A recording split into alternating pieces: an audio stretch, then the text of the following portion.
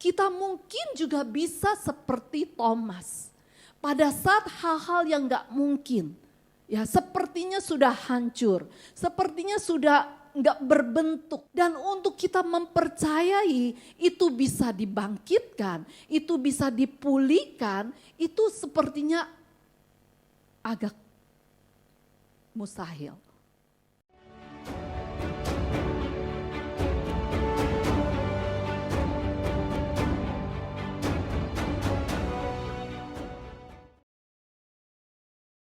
Ya, hari ini saya akan berbicara tentang mata. Setiap kita punya mata ya saudara ya. Ya, ada yang punya mata? Oke, judul firman yang melihat untuk percaya. Ya, kita semua punya mata. Mata itu adalah satu panca indera, salah satu panca indera yang Tuhan berikan untuk saudara dan saya. Ya, kita akan belajar tentang mata karena panca indera kita tuh ada 5. Siapa yang tahu panca indera kita? Ada 5, apakah itu? Bukan mulut sebenarnya. Lidah untuk merasakan dan terakhir? Yes, kulit, benar. Kulit untuk merasakan ya. Ya, melihat mata kita. Ya, saya sekarang ada matanya ada 4 saudara. Ya, dengan kacamata ya. Ya, semakin kita berumur ya mata harus ditambah gitu saudara. Ya, hari ini kita akan belajar tentang mata. Ya, saya nggak tahu dengan saudara, banyak kali ada tipe orang, ya, ada tipe-tipe. Saya salah satunya adalah saya kalau melihat, ya, dengan mata, saya akan lebih ingat daripada kalau saya dengar. Ada yang seperti saya? Oh, cuma 1? Ada yang 2. Ya, saya orang tipe orang yang harus lihat, ya harus pakai mata, baru saya bisa ingat, oke? Tapi ada juga orang-orang, ya salah satunya suami saya, ya suami saya dia tuh bukan orang yang harus lihat. Saya itu visual banget, saya harus lihat kalau saya belajar, maksudnya kalau mau mengingat sesuatu, saya harus pakai mata saya untuk lihat, ya sehingga kalau saya baca Alkitab. Ya, nah baca Alkitab kayak saya cuma dengar audio, saya tuh nggak bisa inget, bisa lewat. Ya, nah itu orang yang visual, ya, yang harus baca nih, begini lihat gitu. Saya baru inget, ya. Nah hari ini kita akan belajar tentang ya di Alkitab ya, ada salah satu orang itu karakter itu adalah Thomas, ya, salah satu dari murid Tuhan Yesus.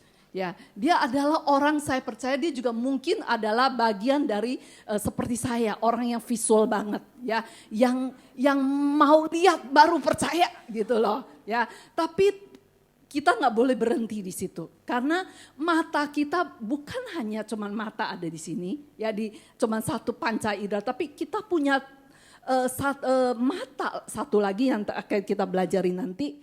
Thomas itu kita tahu ya ceritanya. Ada yang nggak tahu Thomas? Kenapa dengan Thomas? What's wrong with Thomas? Ada? Ya adalah dia bilang, ya dari gambar ini mungkin saudara udah tahu bahwa dia bilang dia tidak akan percaya karena dia waktu itu ya waktu Tuhan Yesus menampakkan diri bangkit, dia bilang murid-murid yang lain kasih tahu Tuhan Yesus sudah bangkit. Berkali-kali mereka katakan, tetapi dia bilang gitu, dia katakan dia tidak akan percaya akan pemberitaan teman-temannya bahwa Yesus sudah bangkit, dan dia katakan dia baru akan percaya kalau dengan matanya, dengan jarinya, dengan tangannya sendiri dia melihat, merasakan bekas paku pada tangan Tuhan Yesus dan juga menaruh tangannya pada lambung Tuhan Yesus. Saya bersyukur Thomas yang dipanggil si kembar, kalau saudara baca di Yohanes, ya kita nggak tahu kenapa dipanggil si kembar, tapi di Yohanes tercatat bahwa Thomas si kembar gitu ya, bahwa dia bilang dia nggak akan percaya omongan orang. Ya, saya nggak tahu dengan Thomas kenapa, tapi mungkin juga bagi kita, ya, bagi kita yang baru ataupun sudah lama, kita nggak akan dengar omongan orang, sebab Thomas itu pasti orang yang sangat fakta banget ya, bahwa kok bisa gitu ya, Tuhan Yesus yang dia lihat sudah hancur tubuhnya, yang sudah ya udah gak dikenalin orang gitu, sehingga bagi dia itu sesuatu yang nggak bisa dicerna oleh dia ya, sehingga pada saat itu di Yohanes 20 ayat 29 next, maka Yesus pada saat waktu mereka kumpul lagi ya, waktu mereka kumpul lagi dan Thomas ada di sana, terus Tuhan Yesus menampakkan diri kepadanya dan Tuhan Yesus katakan, engkau percaya? Terus Tuhan Yesus suruh dia lihat ya, suruh pegang tangannya, pegang lambungnya, dan dia melihat Tuhan Yesus. Tuhan Yesus katakan, engkau percaya karena sudah melihat aku, bukan?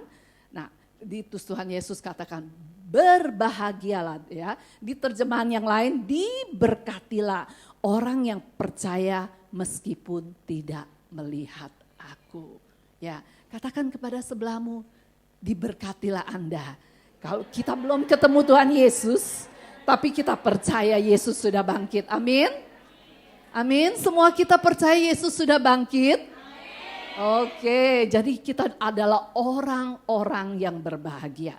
Ya, Tuhan Yesus pada saat itu ya dalam hari-hari ini dari kebangkitannya sampai kenaikannya ke surga, dia tuh sedang menguji muridnya ya. Dia begitu mengasihi dia dan dia nggak mau satupun orang murid-muridnya itu binasa karena tidak percaya. Ya, sehingga dia mengunjungi Thomas dan dia berkata, percayalah sekarang. Ya, bahkan dia katakan berbahagialah, diberkatilah ya orang yang sesudah kamu ya, yang kamu diberi kesempatan untuk percaya, untuk melihat dan percaya, tapi berbahagialah saya dan saudara yang tidak melihat Tuhan ya. Ada yang pernah melihat Tuhan Yesus? Ya, mungkin ada orang-orang yang Tuhan beri kasih karunia untuk melihat. Tapi ya kebanyakan kita dengan iman. Kita tahu Yesus bangkit dan Yesus sudah duduk di sebelah kanan Allah Bapa. Dan pada saatnya nanti dia akan kembali menjemput saudara-saudara dan saya. Amin saudara. Ya, kita mau belajar kenapa Thomas bisa begitu. Dan itu pun bisa menimpa saudara dan saya. Ya. Kenapa Thomas mau begitu? Karena dia sudah terbiasa dengan mata jasmani untuk menilai segala sesuatu. Bukankah saudara dan saya, kita hidup di dalam dunia yang fakta.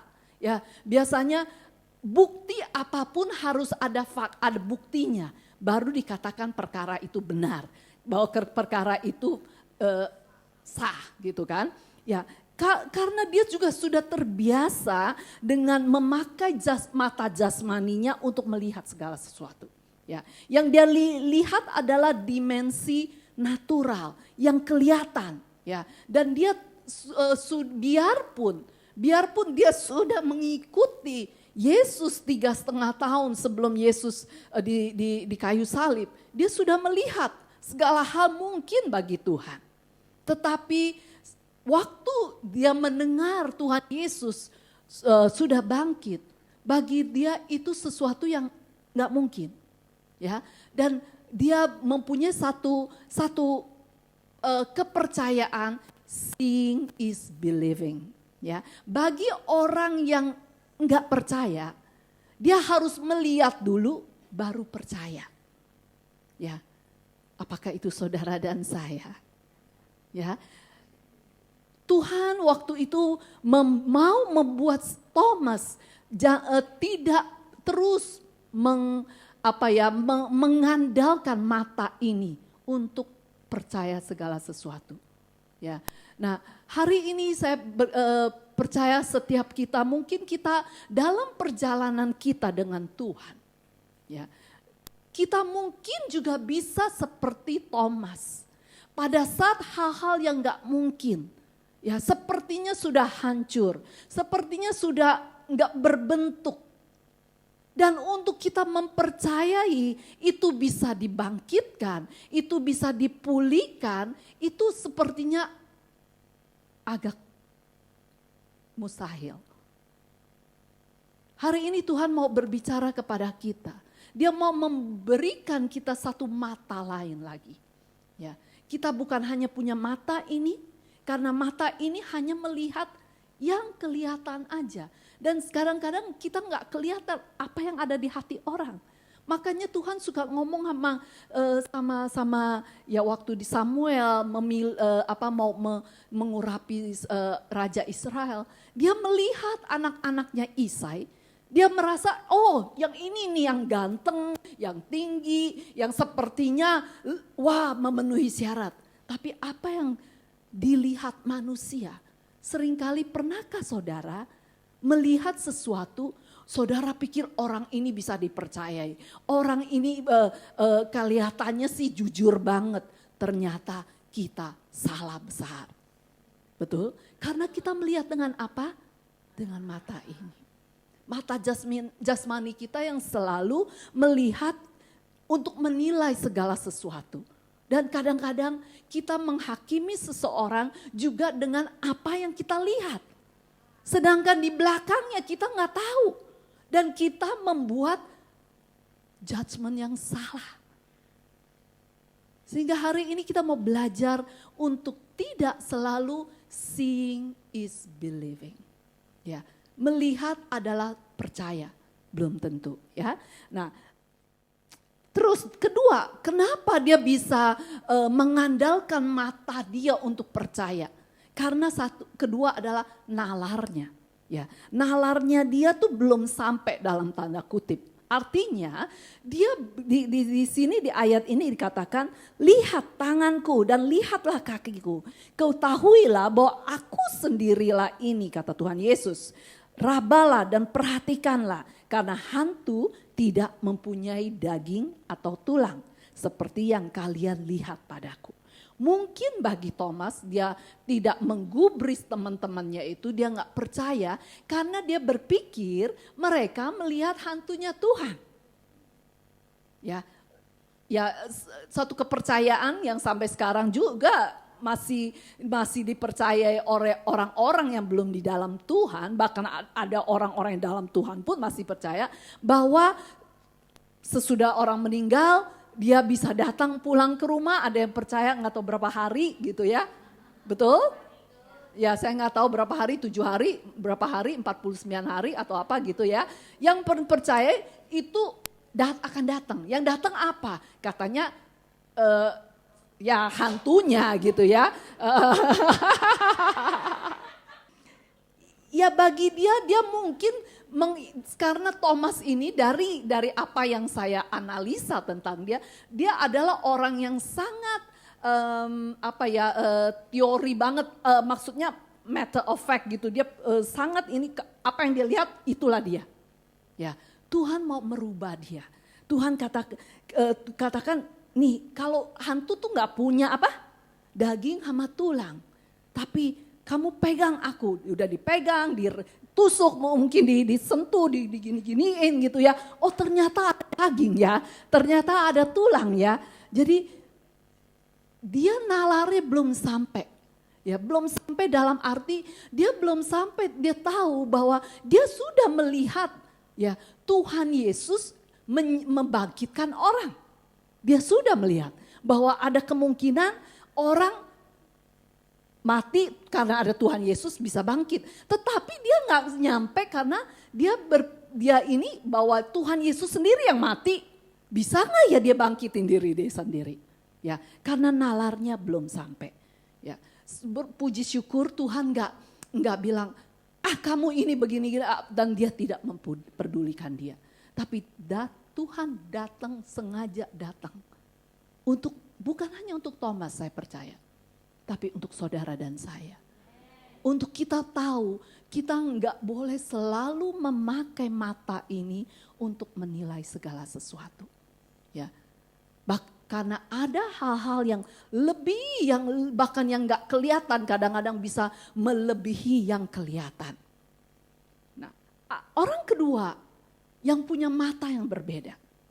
Ya, kita lihat Thomas adalah orang yang sangat mengandalkan matanya, mata jasmani untuk menilai, untuk mempercayai segala sesuatu. Orang kedua adalah Abraham yang akan hari ini kita belajar. Abraham adalah dikatakan adalah siapa saudara? Bapa orang beriman. Wow, satu sanjungan saudara dan saya ya ada karena Abraham. Ya, dia adalah bapak kita juga, biarpun secara ininya orang Israel, dia adalah bapak orang Israel. Tetapi saudara dan saya ada karena Abraham juga. Ya, kita adalah keturunan Abraham. Kenapa dia bisa disebut orang beriman? Ya, ada beberapa sebab. Satu adalah dia sangat taat. Ya, biarpun saat itu saya percaya dia tuh baru kenal Tuhan, mungkin juga baru dengar suara Tuhan, disuruh apa? Disuruh keluar dari negerinya. Keluar dari negerinya Ur Kasdim dan dari sanak saudaranya ke tempat yang belum diketahui dengan hanya modal apa saudara? Janji. Ya. Ada yang seperti Abraham? Yang modalnya cuma janji Tuhan datang ke Hong Kong. Saudara harus tinggalin keluarga saudara harus tinggalin ya Tuhan katakan kamu kirim ke Hong Kong untuk menjadi tentara Kristus wanita dan engkau akan menuai jiwa-jiwa. Tapi kebanyakan kita datang bukan karena janji Tuhan ya. Kita datang ya dengan janji es tungtung gitu ya, dengan dolar terus ini ya. Ya, kenapa dia bisa dipanggil bapak orang beriman? Satu ini ya, tanpa tahu kemana tujuannya juga nggak tahu loh saudara. Ya, kita bisa orang-orang yang mau apa berdebat mungkin bilang ya mungkin aja Abraham seorang yang adventure ya apa ya yang suka bertualangan ya dia suruh pergi oke, ya orang yang suka bertualangan dia nggak harus tahu dia suka gitu ya, dia suka menghadapi tantangan oke, ya itu mungkin bisa di debat ini bisa di ini. Kedua adalah kenapa dia bisa dipanggil sebagai bapak orang beriman adalah waktu dia dijanjikan punya anak. Wow, selama dia menunggu 25 tahun saudara. Pernah ada yang nunggu 25 tahun baru punya anak? Enggak ada ya saudara ya, enggak ada kan. Kalau waktu kita nunggu 25 tahun anak itu, pasti anak itu tuh wow, berharga banget. Betul? Ya. Tetapi pada saat sudah dapat si Ishak,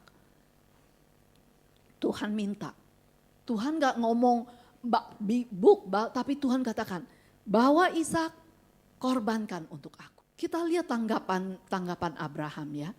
Abraham itu di dalam next ya, di Kejadian 22, kita baca sama-sama ya. 1, 2, 3. Keesokan harinya Abraham bangun pagi-pagi.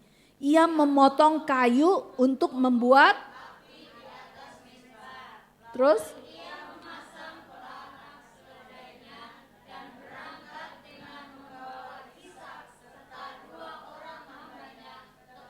Yang telah dikatakan Allah kepadanya. Kita lihat dari kalau saudara nggak percaya pulang baca Kejadian 22 semuanya ya. Oke. Di sini dikatakan keesokan harinya.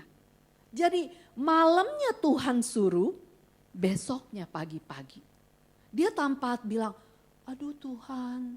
Ya, dia pernah nawar loh, kalau kita ingat, dia pernah nawar untuk sebelum Sodom dan Gomora mau dimusnahkan Tuhan, Dia pernah nawar. Jadi bagi dia, tawar-menawar dengan Tuhan tuh dia udah pernah. Jadi tapi waktu Tuhan meminta Ishak, dia nggak tawar. Dan dia bangun pagi-pagi. Nggak di sini dikatakan Abraham bangun pagi-pagi dengan muka yang menyebalkan. Ya. Waktu Tuhan minta Ismail diusir, Alkitab mencatat Abraham sebal hatinya. Ya. Abraham bukan orang yang kita tahu dia punya emosi.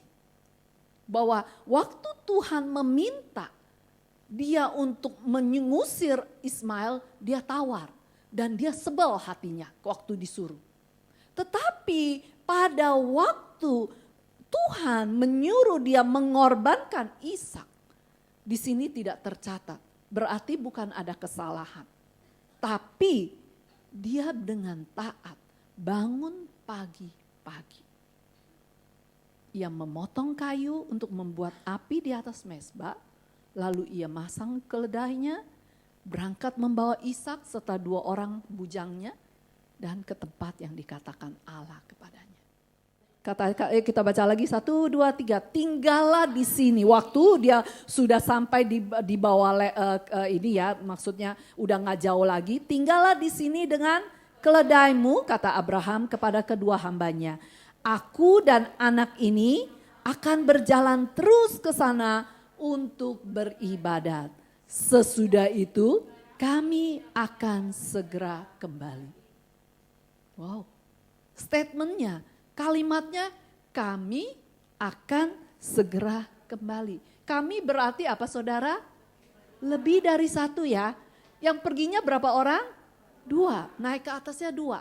Jadi Abraham sangat yakin bahwa dia akan kembali lagi berdua dengan Ishak. Ini satu perbedaan dengan matanya Thomas, ya. Nah, terus di ayat berikutnya, di ayat 78, si Ishak yang gantian. Oke, Ishak yang bertanya kepada bapaknya. Katakan, "Ayah," kata Ishak, "kita punya kayu, kita punya batu api untuk membuat api. Tapi manakah anak domba untuk korban bakaran?" Dengan yakinnya Abraham menjawab, "Allah akan menyediakannya anakku." Dan mereka jalan terus. Ini satu hal yang sangat krusial untuk kita bisa mengerti kenapa Abraham bisa dipanggil Bapa orang beriman. Di Alkitab katakan, tidak ada seorang pun kalau kita nggak beriman, kita tuh nggak dikenan Tuhan. Ya, kalau kita mau datang kepada Tuhan, kita harus membawa iman kita dan itu menyenangkan dan berkenan di hadapan Tuhan. Dan Abraham dengan yakinnya, dia mempunyai satu mata yang lain. Bukan hanya mata ini yang seeing is believing, tapi dia believe is seeing. Pada saat dia percaya, dia melihat. Dia melihat ada korban, ada domba yang akan Tuhan sediakan bagi ibadahnya. Itu satu mata yang saudara dan saya perlukan. Bukan hanya ini, karena ini akan membawa kita salah. Ya, karena apa yang kita lihat ya, apalagi saya kalau saya tanpa kacamata ini sekarang sekarang saya udah nggak bisa lihat ke belakang. Jadi saya perlu kacamata ini. Ya, jadi ada sesuatu yang kita perlu belajari kenapa Abraham bisa menjadi bapa orang beriman karena dia punya mata yang lain. Mata yang lain yaitu karena satu, ya. Satu, kenapa mata yang lain yang Abraham punya, yang saudara dan saya perlu kita belajar. Karena kita akan menghadapi, mungkin saat ini pun saudara sedang menghadapi hal-hal yang mustahil, hal-hal mungkin keuangan, mungkin hubungan, mungkin kesehatan. Yang kita perlu melihat mata yang lain. Bukan hanya mata ini, tapi mata hati. Abraham bisa melakukan ini semua. Karena dia mengenal Allahnya. Bagaimana dia bisa mengenal Allahnya? Adalah melalui setiap hari. Bagaimana kita bisa mengenal Allah kita? Adalah melalui persekutuan kita dengan Dia, melalui masalah-masalah kita. Kita bisa mengenal Allah kita, saudara. Jangan habiskan masalah ataupun tantangan dalam hidup saudara hanya untuk menggerutu, hanya untuk pahit hati, hanya untuk sesuatu yang gak baik. Tapi pakai setiap hal untuk mengenal Tuhan kita. Abraham dari tempat yang dari negerinya, 25 tahun, bahkan 25 tahun dia punya Ishak. Sesudah itu kira-kira Ishak umur 14-an kalau mungkin. Pokoknya belasan tahun Tuhan suruh Abraham untuk serahkan ke Tuhan. Ya, jadi kira-kira Abraham sudah berjalan 40 tahun dengan Tuhan. Dan dia tidak menyia-nyiakan perjalanan dia dengan Tuhan dengan mengenal Tuhan dia. Bagaimana dengan saudara? Apakah kita hanya tiap hari lewat tanpa kita memakai setiap momen, setiap waktu kita untuk mengenal siapa Tuhan kita. Karena dia mengenal Tuhan dia tahu Tuhan dia bukan Tuhan yang seperti Allah yang lain, yang menginginkan anak dikorbankan. Ya, penyembah-penyembah yang lain di daerah waktu itu, mereka bisa kalau kita baca raja-raja suka untuk kalau dia kalah perang atau dia ada sesuatu, dia mengorbankan anaknya dengan benar dibakar. Tetapi karena Abraham mengenal Tuhannya, dia tahu Tuhannya tidak akan melakukan itu. Memang di Alkitab tidak tercatat, oh Abraham kenapa, terus Tuhan kenapa sehingga Abraham, oh ya Tuhanku nggak akan begitu. Tapi dia tahu, dia ambil setiap kesempatan yang Tuhan berikan, interaksi dia dengan Tuhan, dia taruh dalam hati. Dan dia mengambil kesimpulan bahwa Tuhan yang sembah, Tuhan yang dia sembah itu bukan Tuhan yang sadis. Bukan Tuhan yang mau mengambil anaknya yang dijanjikan yang dia tunggu 25 tahun. Bagaimana dengan saudara dan saya hari ini? Mungkin Tuhan meminta sesuatu dari saudara. Kadang-kadang kita sebagai orang tua ya, kita bisa mengharapkan anak kita untuk memberikan sesuatu. Ada yang begitu? Gak ada? Oh, cuman saya? Oke. Ya, kita mengharapkan dia memberi, mungkin kita minta secara ini karena kita udah tahu dia bisa lah berikan.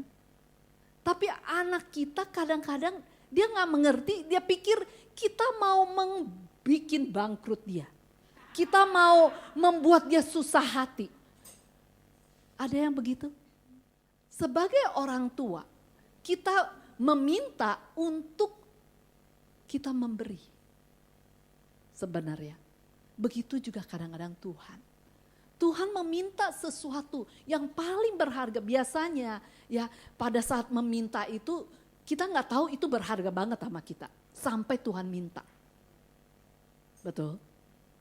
Nah, waktu dia meminta, bagaimana tanggapan kita? Kalau seseorang yang percaya kepada Allahnya, yang mengenal Allahnya, dia tahu dia memberi untuk dapat, Tuhan akan kasih. Karena tangan Tuhan ya lebih besar dari tangan kita. Waktu dia memberi, dia akan memberi lebih besar. Ya. Tapi itu bukan menjadi motivasi kita dalam memberi waktu Tuhan meminta sesuatu. Dia mengenal Allahnya. Allahnya gak sesadis yang orang-orang mengenal, kalau tidak mengenal Allah akan mengatakan Tuhan itu sadis. Ya. Kenapa harus ada begini? Banyak kali saya tanya, kalau Tuhan ada, kenapa dia biarkan bencana alam? Kenapa dia biarkan kecelakaan? Kenapa dia biarkan peperangan? Biarpun kita menjelaskannya sampai air liur kita habis sekalipun, itu nggak akan bisa menjustify apa yang dia ini. Karena dia nggak tahu, nggak mengenali Tuhan yang kita sembah. Tetapi orang-orang yang mengenal Tuhannya, dia akan tahu bahwa Allah yang dia sembah bukan Allah yang begitu. Makanya Abraham punya mata yang lain, saudara. Dan Tuhan hari ini mau saudara dan saya mempunyai mata itu. Yaitu mata iman, saudara. Kedua, yaitu melihat dengan mata iman. Berapa banyak dari kita pada saat kita menghadapi sesuatu yang sangat-sangat sulit, apakah kita pakai mata ini atau mata iman? Bahwa Allah akan melakukan segala sesuatu untuk kebaikan bagi setiap kita yang mengasihi Dia. Apakah saudara bisa pikir, aduh mati deh, mati. Udah mati aja mati terus. Kebanyakan kita begitu. Karena kita melihat segala sesuatu dengan mata ini. Tapi Tuhan hari ini mau menolong saudara dan saya. Untuk kita tidak terus memakai mata ini. Mata ini bisa kabur, saudara. Semakin kita bertambah umur, mata ini akan hilang ketajamannya. Tetapi mata ini, mata hati kita, mata iman ini nggak akan bisa mundur, tapi akan semakin naik. Karena pengenalan kita akan Tuhan. Amin, saudara. Biarlah kita bukan hanya tepuk tangan, tapi saya mau berdoa, berharap setiap kita boleh naik level. Ya, kita tidak melihat segala sesuatu dengan hanya mata jasmani. Tapi kita pada saat kita bisa melihat, kita akan lakukannya dengan kerelaan. Kita akan lakukannya dengan ketaatan. Dan kita enggak lagi bersungut-sungut. Kita enggak lagi berpahit hati. Kita enggak akan lagi ngomel. Tapi kita akan taat seperti Abraham. Ya, yang terakhir di firman Tuhan di 2 Korintus 3 ayat 16 katakan, pada saat seseorang meninggalkan dosa-dosanya dan datang kepada Tuhan, maka apa? Terangkatlah selubung. Ya, selubung itu. Seringkali kita nggak bisa melihat rencana Tuhan. Seringkali kita nggak bisa melihat apa yang Tuhan ingin lakukan dengan mata iman atau mata hati kita. Karena ada selubung. Ada yang menutupi kita seperti buta rohani. Kita nggak bisa kelihatan, kita nggak melihat terang di ujung terowongan kita. Kita nggak melihat ada pengharapan di sana. Yang sebenarnya Tuhan janjikan bahwa biarpun seberat apapun yang sedang saudara hadapi hari-hari ini. Kalau engkau berjalan bersama Tuhan, kalau Tuhan adalah backinganmu, kalau Tuhan adalah supportermu, kau akan melewatinya. Kau akan menjadi pemenang-pemenang. Amin, saudara. Oke, yuk mari kita bangkit berdiri.